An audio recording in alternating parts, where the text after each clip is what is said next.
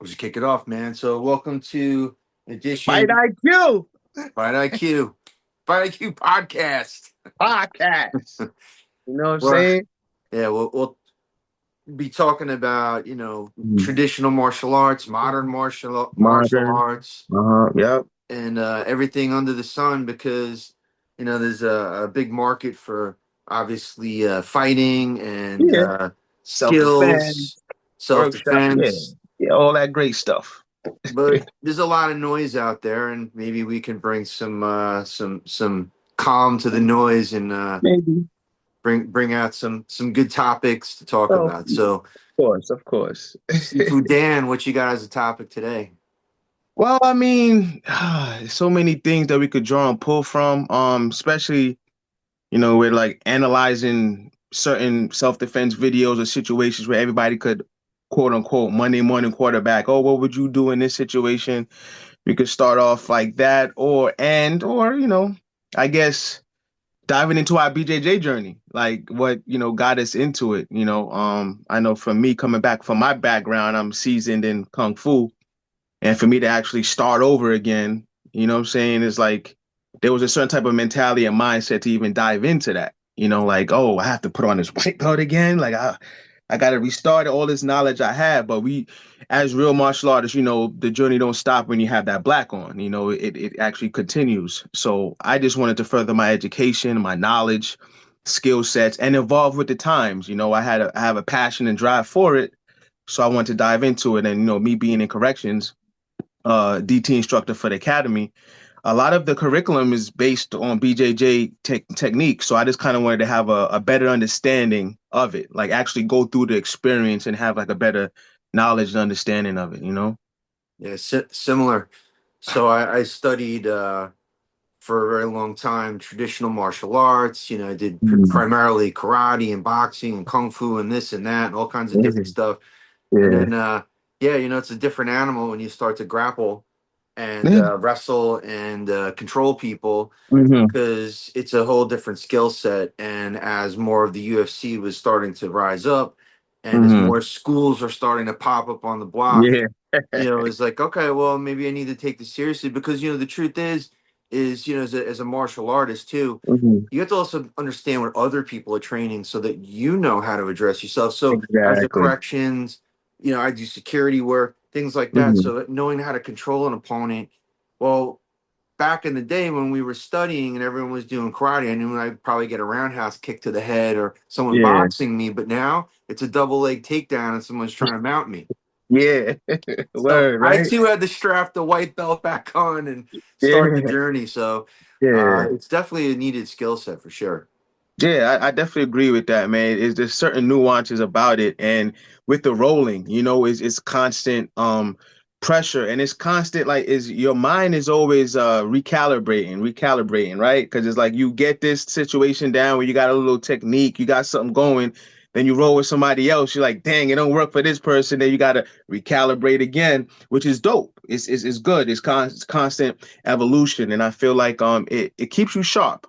You have to want to do it though. And a lot of people I've seen come and go. When I started my journey with it, a lot of people came in and out of the school. It's not for everybody. I could have started years ago, but during that time, it was like a lot of people who I came across, the BJJ practitioners, a lot of them was like arrogant. I was just like, I ain't trying to be around that type of energy. I was just like, yo, word, like, disrespect everybody's art. At that time, I felt like I was meeting a lot of guys that was just like, nah, our art's the best.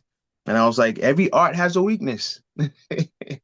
Every It's art all has a about, weakness. it's all about the all about the practitioner and how they, approach it, how they approach certain things, and dynamics. But all in all, I'm like I'm addicted now. What I'm saying? I wasn't trying to go in there and actually learn BJJ. It was really judo. I've always had this thing where I start with the Wing Chun and bridge the gap, and then take them down with a good judo technique, judo throw or sweep, and I'll be in a fight because normally when you get slammed to the ground, concrete hard, it kind of stops a lot of things.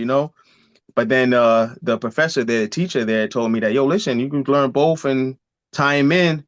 And once I did it, I'm good. So now I'm itching my skin. I'm like, I got the blue belt now. Now I'm looking to get the purple. Now I'm looking to get this. So Yeah, it's dope.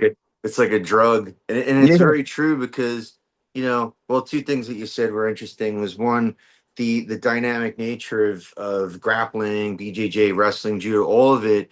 It's constantly evolving in the sense Mm-hmm. that even if you learn, let's say, good control, good posture, good timing, and all that other Mm-hmm. stuff, there's Mm-hmm. so many different ways that you can address the techniques and the Yeah. curriculum.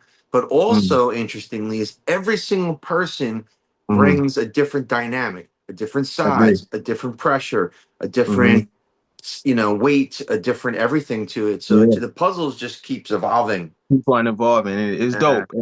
And I think for guys like us, not to cut you off, I think that's what gravitates us towards it. It's like, yo, I can't wait. Like, yeah, to you're dive constantly into, learning. yeah. If that's your thing, if you want to keep learning stuff and learning something at a much deeper level, then Hmm. absolutely grappling, because it's one of those things like you learn a Kimura, right? Well, Yeah. everyone knows figure four. It's Yeah. but you could do it on the leg and get a toe hold. You can do Yeah. it's so many different Exactly. ways that you So can many do it. variations. Yeah, Yes. and I and agree. and also not to neglect, because we like to bring everything around to everything that we've learned before in the other martial arts. The Hmm. other thing that you said that was interesting was like from a kung fu perspective. So I did something similar where we were learning joint locks and trapping and close quarter fighting, and Hmm. even Japanese jiu-jitsu goes down this path. It's like you're standing up grappling, so Yeah. you don't have to just apply it on the ground. Like I can Yeah. get you into a good On chokehold standing show. up, Yeah. Yeah. I so agree. it doesn't have I to be on the agree. ground. Yes, I agree. And I feel like we're just learning like both sides of the fighting spectrum, like feet to floor, they say, like you said, standing up, and then on the ground, you got some nuances of how to deal and navigate through that. Because so many people is training it now. And it's like you said, if you really, about that martial arts life, you want to be somewhat privy to what's out there, you know? And a lot Yeah, of but people, even uh, more so, yeah. with the martial arts life, it's like what you do for a living. You have to Hmm. evolve with the people and what Hmm. they're learning. Yeah, it's true. So they come through constantly with just different things, and a lot of them do train on the outside. A lot of them do train on the outside, and they'll come in with a skill set, and that's what we normally have to find out. And sometimes we find out it's too late. Somebody done got knocked out already or choked out, because a lot of them kind of keep quiet. Some people come in and they play that role of just like craziness, like don't say nothing. So now we can't draw from anything. What information did you used to train, or you train, or your dad trains? They don't say anything until you get into that fisticuffs with them, and it's like, oh dang. So it's like, diving into that, and that's why with correction is like blending that all together. I wouldn't say I'm constantly on edge, but I can go from 0 to 60 when need be, and then have to draw it back down because professionalism, cameras, you don't want to excessive force, paperwork, and stuff like that. So it's always a up and down constantly with me, especially with me being on the team, the ESU team, the where we do the cell extractions. If there's a riot going on, if there's a code, there's a signal, we always gotta respond to that. Right. So yeah. So that's actually a good segue to our other topic of the day, which Hmm. is how to apply not just BJJ, but pretty much Hmm. martial arts in general to uh, what we like to call people. The big topic right now circulating online is a lot of noise about this is pressure testing, and I even Pressure, did yeah. some conversations about this just recently. But I, Okay. I, I thought maybe you and I, for everybody else, because we Yeah. talk all the time, we have a Yeah. little bit of a different spin on it, which is leveling, right? So you got level Yeah. one, two, and three. So Yeah. level one would be, choreography, Yeah. which is On demo. traditional. You Yeah. got your katas, you Yeah. got your self defense techniques, and Hmm. a lot of times you see people like when they're drilling it, and I know this freaks everyone out, but you'll see a video of someone and they're just standing there with that right, hook out, Yeah. This, or the yeah. right, you know, The Medusa syndrome. Like you see Medusa and they freeze like this. right. They And then you just see the person doing yeah. 4,000 moves and sequence, and I know. the person might like bend over because they got Yes. hit or Yes. something, and then Yeah. right. But and again, we'll get to this in a second because you and Yeah. I know this is very different than reality, right? Yes. Yes. Then level two, right? And level one is so important because Yeah. how do you learn then? Yeah. The person had to stand still for you to develop the fundamentals. It's certain reference points of how to get to said moves, whatever. But then, like level two was Yeah, movement. That was you need to learn that muscle memory. You need to learn the yes. flow. Well, if I do this and my hands here, Mm, then I can do that. And so after you mm, do all the choreography, okay, yes. then I the agree. level two is I pressure testing what we were like Yes. just said before, and what we Mm, think is is next level, right? Where mm, you're sparring and you're gloved up, and yep. or you're rolling and you're tapping, you're Yes. stopping the Yes. action, you're controlling the action. You don't want Mm. to, you're not like ripping someone's eyes out, you're not breaking their bones, right? Yeah. Right, and that's level two, and you have to do that because you got to next take Mm. the choreography, and then like you actually have to make it into something You have that to like you apply it. can, Yes. I yeah, gotta apply you it. can Yeah. apply it and Mm-hmm. test, right? Mm-hmm. And then the level three, and this is what what we were talking about, like things that where we work and what we do, Hmm. and Real our life. real life, right? Reality. Yes. And the truth is that you can't really practice for that outside of the level two, You because can't. what are you going to do? Go start a fight with That's what, somebody? that's what I'm saying. Yeah. So It's true. you're just waiting for it to happen, really. But you Hmm. hopefully level one and two has got you prepared for level three, and then people who have experienced level three, like we've talked Hmm. about, and we've had Hmm. those situations, then Hmm. you feel confident knowing, okay, I am Yes. training the right stuff. It worked, right? So Definitely. you want to share a little bit I more agree. about that? I mean, with like you said, level one and two is where we do develop the reps, the thought without no thoughts. Because when we do dive into that level three, you really not thinking. The thinking is a hesitation where you like the other person might get one up on you now. You just have to respond. You just have to react, whatever they're giving, right? So now when it dials to it's like, oh snap, what made you think of to do this or take him down? I said, it was there for me. Like it was a situation with me. The inmate was being very belligerent. We had him in cuffs, and he was still acting out. He lunged at one of the partners. I had him with the, like I said, I guess a head control. Assault the Gotti. Boom, take him down. Boom. Once I took him down, then I put him in recovery position. I can't just, slam him in. Yes, I had to do something, but then had to put him in recovery position to show the professionalism of what I do and not just keep him there, positional asphyxia and all this other stuff. But they was like, yo, dang, you did it so quick. It's like, I didn't even think. It just it just It's a came out. training. Yeah, it's a But it's the training. yeah, as I'm trying to say, it's the training. So I feel like with the training level one and two, like that's dope how you put it. That actually should be a part of a curriculum. Level one and two training of the reps and the sparring, like you said, and it's that now the fighter spirit is in you. It responds, like Bruce says, like it responds. You don't respond. The fighter in you is gonna respond, and I feel like it's true. Yeah. Something's gonna happen and you're gonna it's like a fight or flight kind of Yeah. defense, the tunnel vision, the adrenaline, the Yes. all of the chemicals in your body reacting. React to it. There's Yeah. dozens of books on this, talking about Hmm. like real violence and what your Hmm. body's gonna react to Yeah. So and how yeah, you're gonna feel about things. But the truth is you can't create that in a dojo. Like you you can't can't. unless somebody in the dojo like swings a bat at you, really trying to hurt you. That's what I'm saying. And it's funny because I put a meme up one time and I know it kind of rubbed people the wrong way. And I was like, yo, if your only fights are in the dojo, you really can't fight.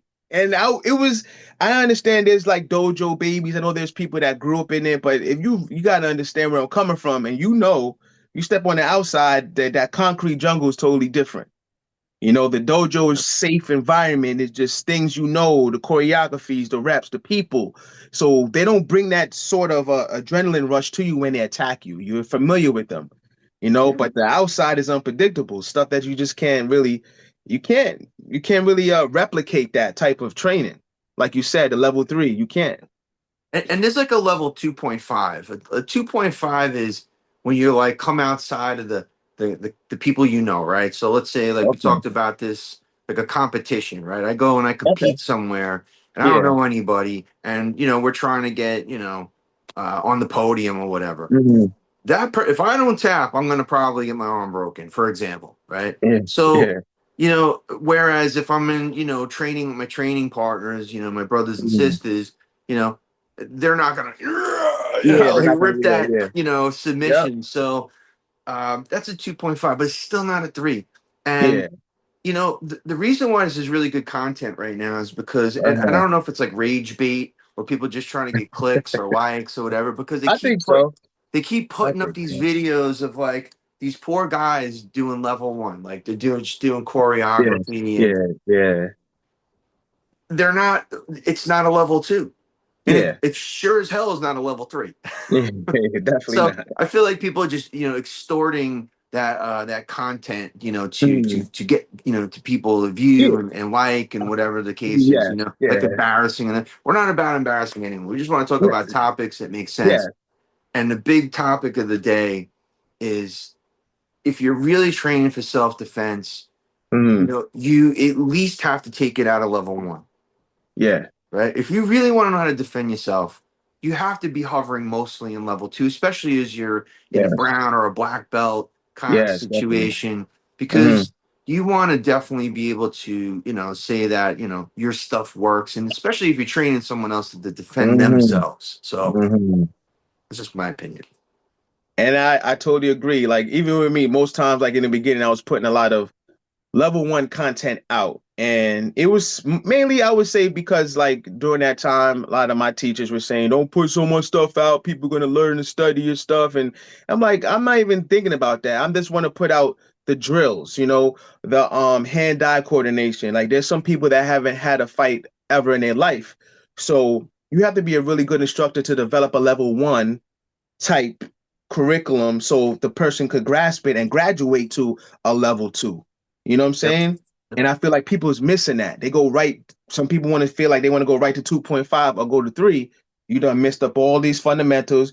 You don't even breathe when you're fighting. You're holding your breath. Your stance is horrible. Your structure is horrible. Your head is over your hips, and you just totally miss level one. Level one is just as important as level two, 2.5, and three. You know what I'm saying? So it's like, eh, it like you said, I really feel it is a clickbait, is a social media world now. And if for somebody to actually watch your videos, you have to put something out there for them to be like, what? Let me click what he says. Like, there was a meme out. It was not a meme, a little video with Michael Jai White. Michael Jai White says a lot of different things, right? And on it says, "Yo, kung fu doesn't work." So anybody like a kung fu guy gonna want to tap in and say it.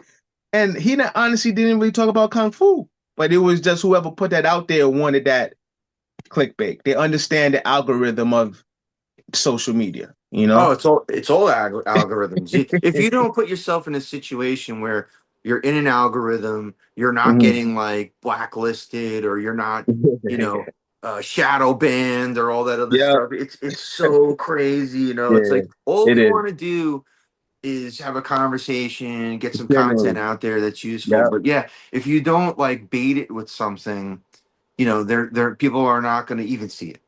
yeah.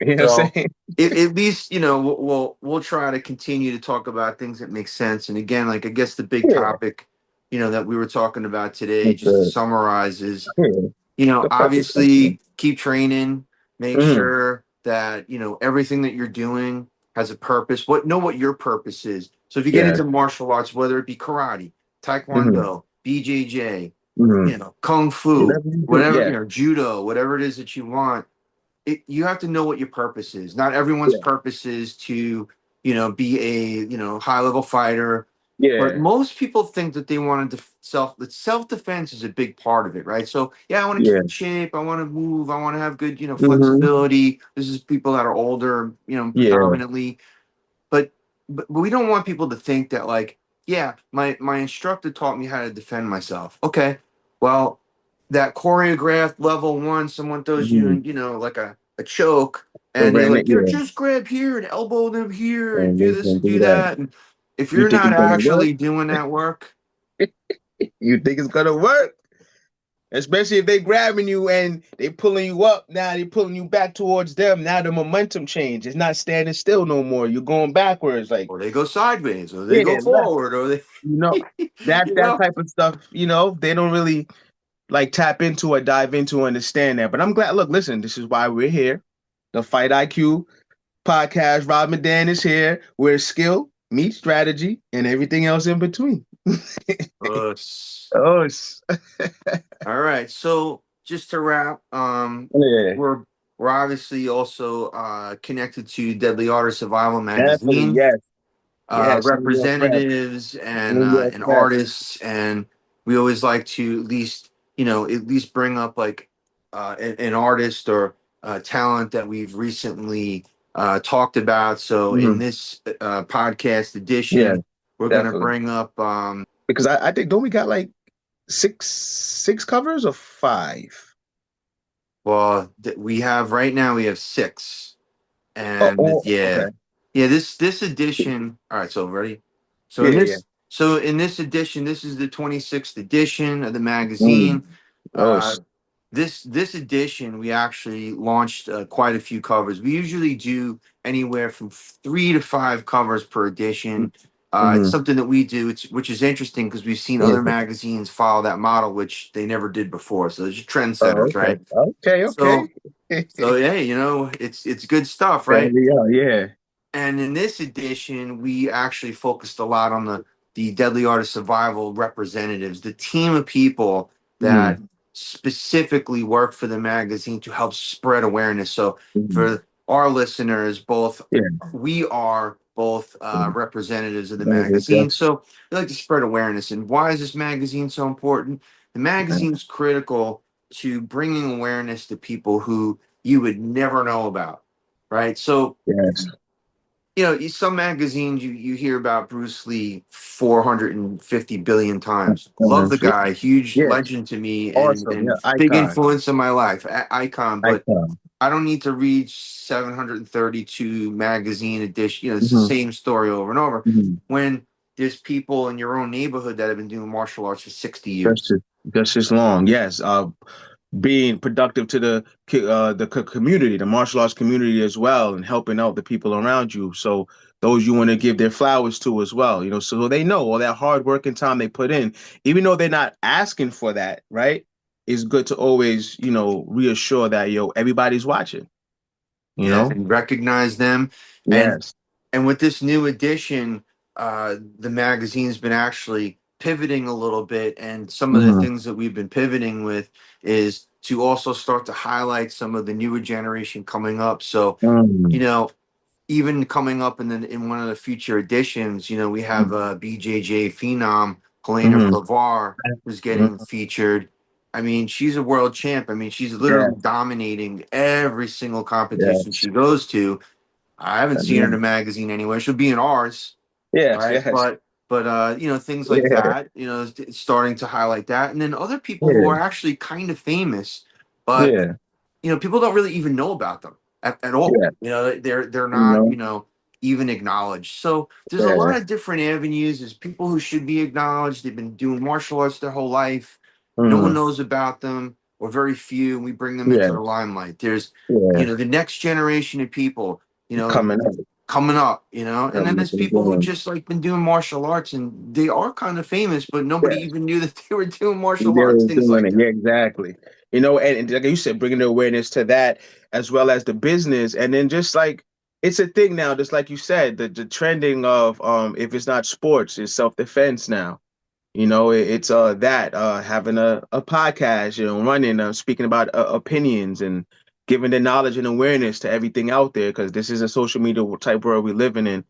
But so ultimately, just acknowledging the good quality instructors that's out there because obviously, there's always a bad apple here or there in regards to that. And but we want to highlight the high and recognize the ones that are, definitely going out there inspiring other people, inspiring other martial artists as well to continue to grow and learn in the arts. Right. And in the future editions of the podcast, we're going to be bringing these people on, having Yeah, conversations with that'll be them and dope. hearing some Dope. insights from them, maybe hear a topic about, something that they want to talk about. So more to Yes. come. Oh, Us. oh, All right. So, good.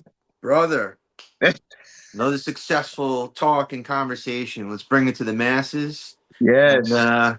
Fight IQ podcast, brother. Yes, that's us, man. This was dope. Good.